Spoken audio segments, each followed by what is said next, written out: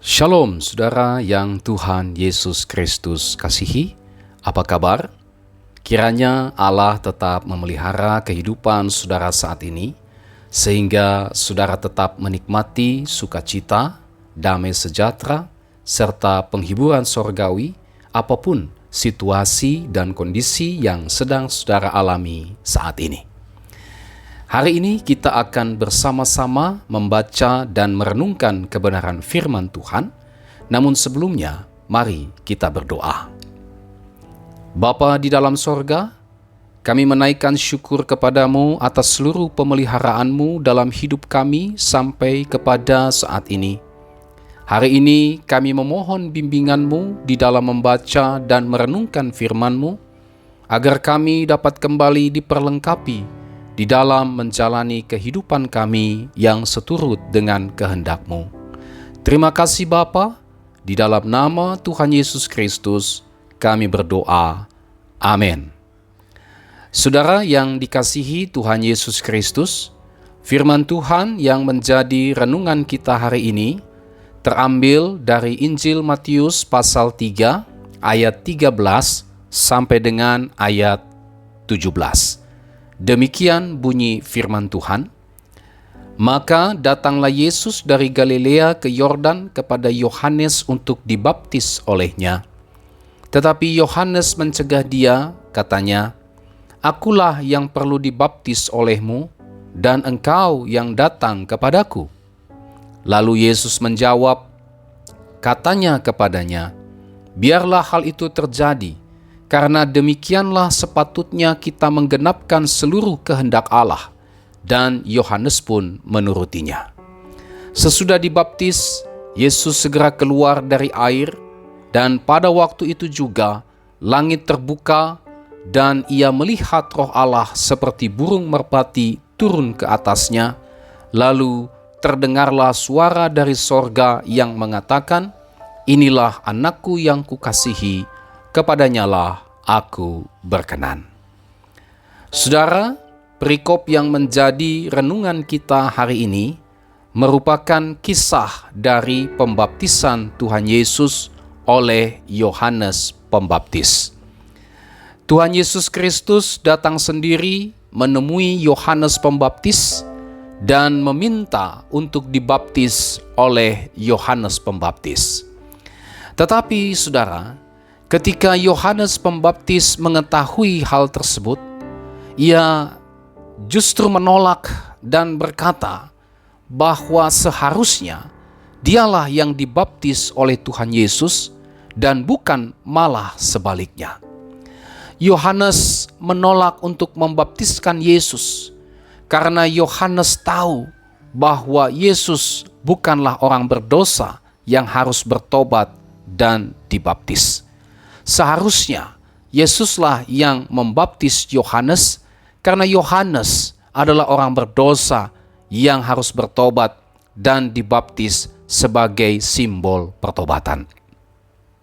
Tetapi Tuhan Yesus menjawab keberatan Yohanes tersebut dengan mengatakan bahwa hal tersebut haruslah terjadi demikian karena hal tersebut menggenapkan seluruh kehendak Allah.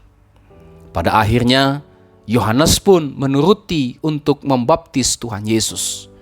Dan ketika Tuhan Yesus selesai dibaptis, pada saat itu langit terbuka dan Roh Allah yang kelihatan seperti burung merpati turun ke atas Yesus Kristus, disusul kemudian suara dari sorga yang mengatakan, "Inilah anakku yang kukasihi, kepadanyalah aku berkenan." Saudara yang diberkati Tuhan, peristiwa pembaptisan Tuhan Yesus Kristus merupakan sebuah penggenapan seluruh kehendak Allah. Menarik sekali apa yang dikatakan oleh Tuhan Yesus di dalam menjawab perkataan Yohanes yang tidak mau membaptis dia. Tuhan Yesus berkata dalam pasal 3 ayatnya yang ke-15 ini, "Biarlah hal itu terjadi, karena demikianlah sepatutnya kita menggenapkan seluruh kehendak Allah." Apa sesungguhnya arti dari perkataan Yesus? Biarlah hal itu terjadi, karena demikianlah sepatutnya kita menggenapkan seluruh kehendak Allah. Apa sesungguhnya yang dimaksud oleh Tuhan Yesus dengan istilah menggenapkan seluruh kehendak Allah? Saudara, ada dua maksud dari perkataan Yesus menggenapkan seluruh kehendak Allah. Yang pertama, pembaptisan Tuhan Yesus merupakan bentuk pengidentifikasiannya dengan orang berdosa. Untuk itu, ia perlu menempatkan dirinya di posisi orang berdosa sebagai bukti bahwa ia telah menjadi sama dengan manusia. Yang kedua, pembaptisan Yesus ini merupakan peneguhan dirinya sebagai yang diperkenan Bapa dan yang diurapi Roh Kudus untuk melaksanakan misi penebusan bagi manusia yang berdosa. Pembaptisan Yesus Kristus menegaskan bahwa dialah satu-satunya yang diperkenan, yang diurapi, dan yang diutus untuk menjadi juru selamat orang berdosa.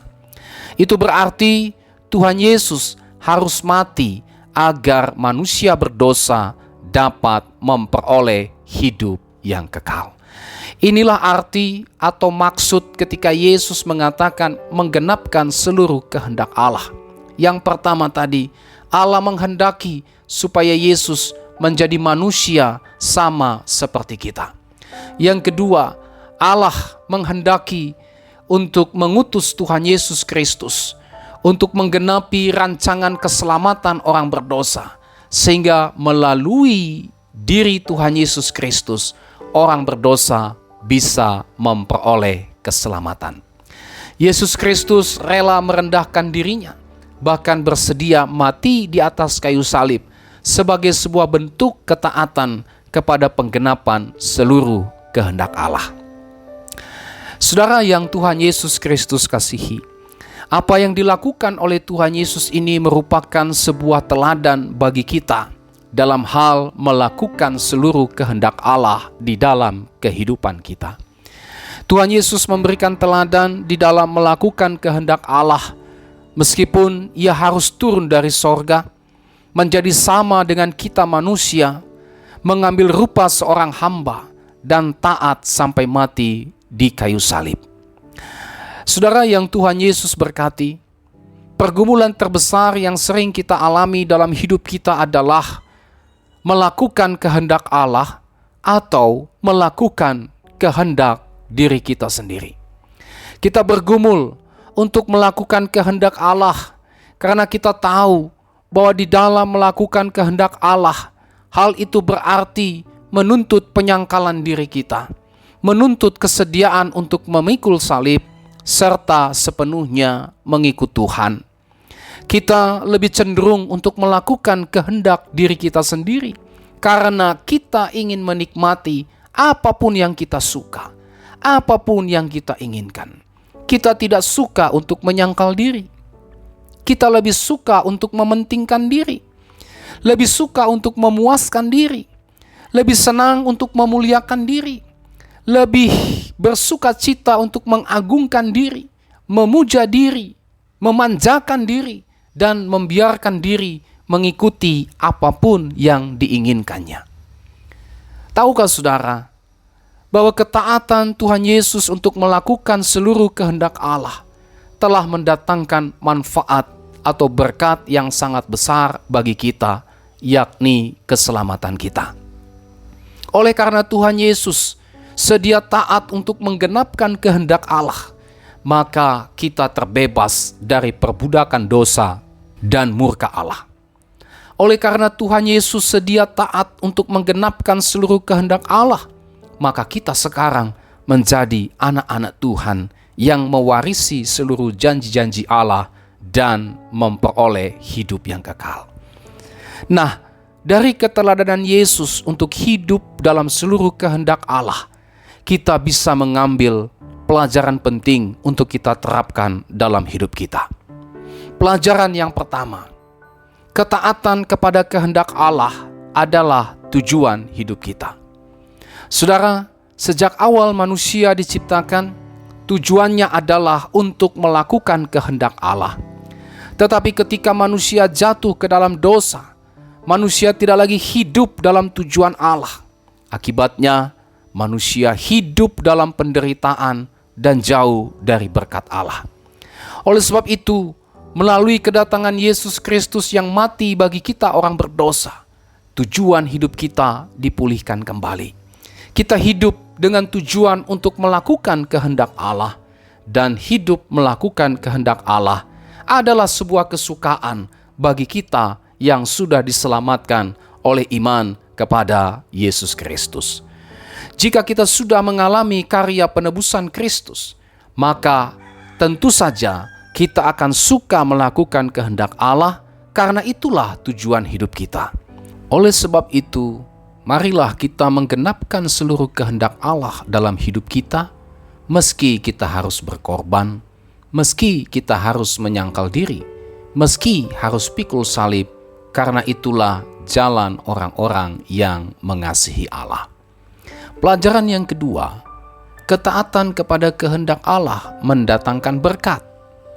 Saudara, menggenapkan seluruh kehendak Allah dalam hidup kita mendatangkan berkat Allah. Allah berjanji akan memberkati setiap kita yang sedia untuk melakukan kehendak Allah.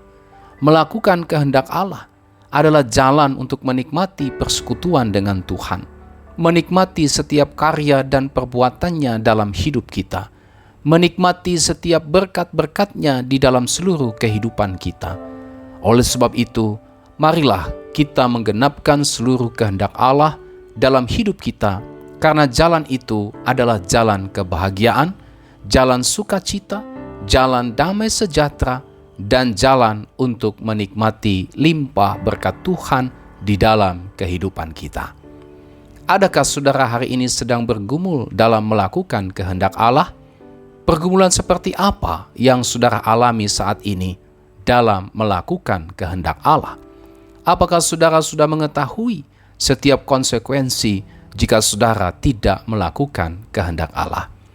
Saudara, mari kita meneladani Tuhan kita yang selama hidupnya di dunia ini adalah untuk menggenapkan seluruh kehendak Allah. Mari kita juga meneladani jejak Kristus, yakni menggenapkan seluruh kehendak Allah dalam seluruh bidang kehidupan kita. Allah pasti akan menolong dan memperlengkapi upaya kita di dalam menggenapkan seluruh kehendak-Nya dalam hidup kita. Inilah seluruh renungan firman Tuhan pada hari ini.